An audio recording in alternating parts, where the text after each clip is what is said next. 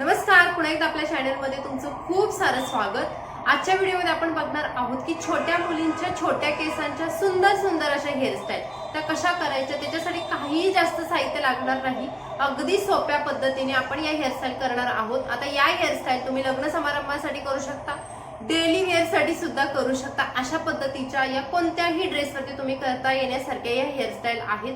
तर आपल्या व्हिडिओला लाईक करा, चॅनलला सबस्क्राइब करा आणि हा व्हिडिओ तुमच्या फॅमिलीमध्ये फ्रेंड्समध्ये नक्की शेअर करा। तर चला बघूयात या हेअरस्टाईल कशा आहेत त्या। रेडी? यस, चला। आपल्या मुलीच्या केसांची सुंदर हेअरस्टाईल करावी असं प्रत्येक आईला वाटत असतं, पण जेव्हा हेअरस्टाईल करायला जातो ना तेव्हा पटकन लक्षात येत नाही की तिची नेमकी हेअरस्टाईल कोणती करू जी तिला खूप सुंदर दिसेल। तर आपण आज अशा 4 हेअरस्टाईल बघणार आहोत की ज्या करायला सोप्या आणि दिसायला खूप सुंदर आहेत। त्यामधली हेअरस्टाईल नंबर 1, यामध्ये आपल्याला सेंटर पार्टिशन करून घ्यायचं आहे।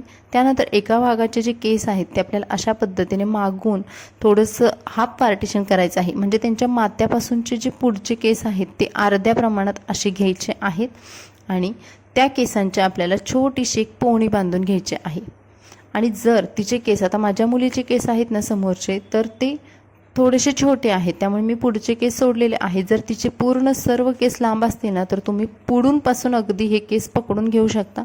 तिथे रबर बांधून घ्यायचं आहे। त्यानंतर ही जी पोणी बांधलेली आहे तिथं काही अंतरावरती दुसऱ्या रंगाचा रबर बांधायचा आहे। त्यानंतर आपल्याला त्याच्याच थोडंसं खाली आपल्याला तिसऱ्या रंगाचं रबर बांधायचं आहे। आता यांच्या जे हेअरस्टाईल असतात ना त्यांचे केस एकतर इतके छोटे असतात, शिवाय त्यांचे केस नाजूक आणि डोकंसुद्धा अगदी नाजूक असल्यामुळे ना आपल्याला अगदी ओढून ताणून अशा हेअरस्टाईल करायच्या नसतात। खूप सोप्या, सुंदर आणि त्यांना त्रास न होता अशा हेअरस्टाईल करायच्या असतात। तर बघा, इकडच्या भागाच्या मी 3 ते 4 रबर्स लावून घेतले। त्यानंतर दुसरा भागसुद्धा इकडे हलकंसं असं छोटं पार्टिशन करून घेतलं आणि तिथे सुद्धा मी 3 ते 4 रबर लावून घेणार आहे। लक्षात ठेवायचं आहे की रबर ज्या सिक्वेन्सनं आपल्याला एका पोनीला बांधलेलं आहे त्या सिक्वेन्सनं दुसऱ्या पोनीला बांधून घ्यायचे आहेत आणि वेगवेगळ्या रंगाचे रबर आपल्याला वापरायचे आहेत। त्यानंतर ह्या ज्या 2 पोण्या आहेत ना तर तिच्या बरोबर बॅक साईडला सेंटरला ह्या जॉईंट करायच्या आहेत आणखी एका सिंगल रबरने। आणि तुम्ही बघाल ही झालेली आहे आपली फ्रंट हेअरस्टाईल। लक्षात ठेवायचं आहे की दोन्ही साईडचे जे रबर्स आहेत ना ते सेम सिक्वेन्सला असावेत आणि सेम अंतरावरती असावेत। आणि ही झालेली आहे आपली फर्स्ट हेअरस्टाईल। बघितले ना किती सोपी होते ते। त्यानंतर बघूयात हेअरस्टाईल नंबर 2। हेअरस्टाईल नंबर 2 साठी परत आपल्याला सेंटर पार्टिशन करायचं आहे। ही हेअरस्टाईल खूप सोपी आहे, ज्या मैत्रिणींना पटकन करायची आहे आणि काहीच सुचत नाही त्यावेळेस तुम्ही हेअरस्टाईल करा, खूप आकर्षक लुक देते। त्यानंतर पार्टिशन केल्यानंतर आपल्याला एका बोटाने ही हेअरस्टाईल ट्विस्ट करायची आहे। समोरून थोडे थोडे सेक्शन घ्यायचे आहेत आणि ते सेक्शन आपल्याला क्लचने सिक्युअर करायचे आहेत। लक्षात ठेवायचं आहे क्लच लावताना सेम अंतरावरतीच लावायचं आहे। 2 क्लचमधलं अंतर सेम असावं आणि क्लच एकाच रंगाचे असावेत। तर बघा, 4 ते 5 क्लच वापरल्यानंतर समोरची हेअरस्टाईल कंप्लीट होते। कानाच्या वरचे जे केस आहेत ते मागे नेऊन आपल्याला ही हेअरस्टाईल लॉक करायचे आहे, जेणेकरून मागचे केस पुढे येऊ नयेत आणि इथे आपली ही हेअरस्टाईल कंप्लीट होते। अशाच पद्धतीनं दुसऱ्या भागाचा सुद्धा आपल्याला जे ट्विस्ट आहेत ते बनवायचे आहेत आणि क्लचने सिक्युअर करायचे आहेत। दोन्ही साईडलाही एकाच रंगाचे जर हे क्लच वापरले ना तर खूप सुंदर दिसतात ही हेअरस्टाईल। घागरा चोली किंवा एखादा हेवी ड्रेस किंवा जेव्हा तुम्ही फेस्टिवलसाठी रेडी होत असतात त्यावेळेस अशा हेअरस्टाईल आणखी उठावदार दिसतात। आता बघूयात हेअरस्टाईल नंबर 3। हेअरस्टाईल नंबर 3 साठी आपल्याला परत पार्टिशन करायचं आहे। हे पार्टिशन सेंटर पार्टिशन नसणार आहे, हे आपल्याला साईड पार्टिशन करायचं आहे।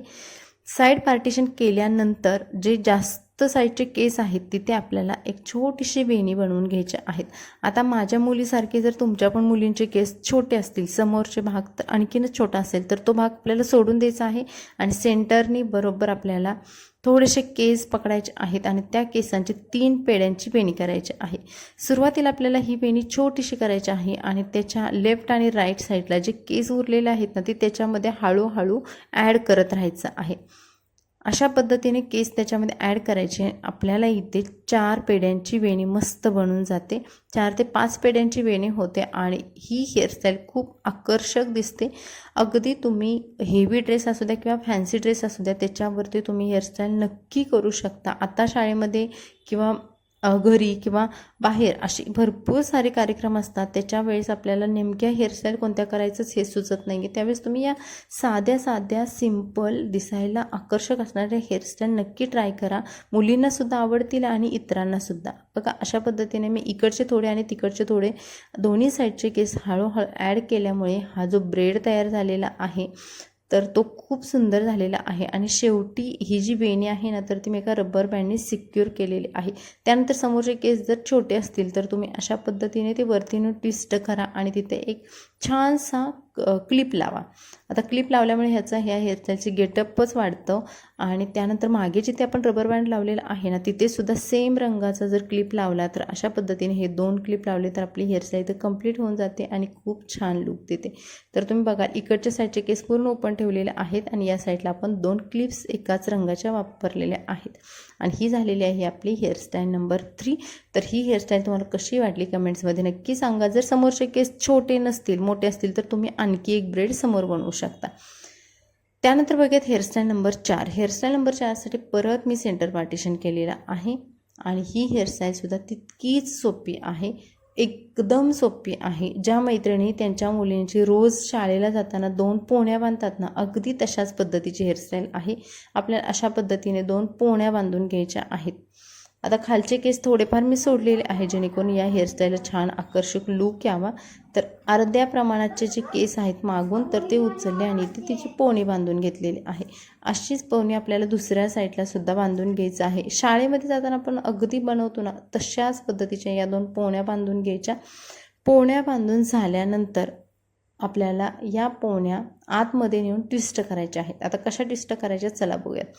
जिथे पोणी बांधलेली आहे रबर बांधलेला आहे तर तो रबर थोडासा लूज करायचा आणि पोणीचे खालचे केस आहेत ना वरच्या दिशेने काढायचे आहेत आणि इथे आपल्याला एक छोटासा ट्विस्ट मिळतो. आता मुलींचे केस खूप छोटे असतात त्यामुळे हे पोण्या वरती आल्यासारख्या किंवा उभे राहिल्यासारख्या दिसत आहेत बघा.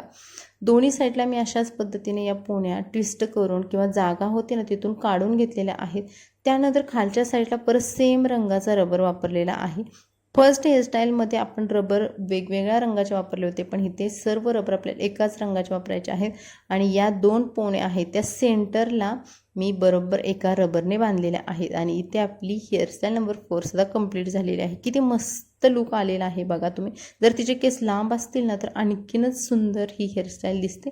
समोरच्या केसांचं तुम्हाला हवं तसं तुम्ही हेअरस्टाईल करू शकता. पप करू शकता किंवा असं सेंटर पार्टिशन करून एखाद्या पिनने तुम्ही ही हेअरस्टाईलसुद्धा सिक्युअर करू शकता. इथे बघा मी काय केलेलं आहे जे मणी आहेत ना तर ते वापरलेले आहेत दोन्ही साईडला आणि समोरचे केससुद्धा लॉक केलेले आहेत. तर आपण आज या 4 हेअरस्टाईल केल्या त्यामध्ये सर्वात जास्त हेअरस्टाईल तुम्हाला कोणती आवडली कमेंट्समध्ये नक्की सांगा. Like subscribe. Bye bye.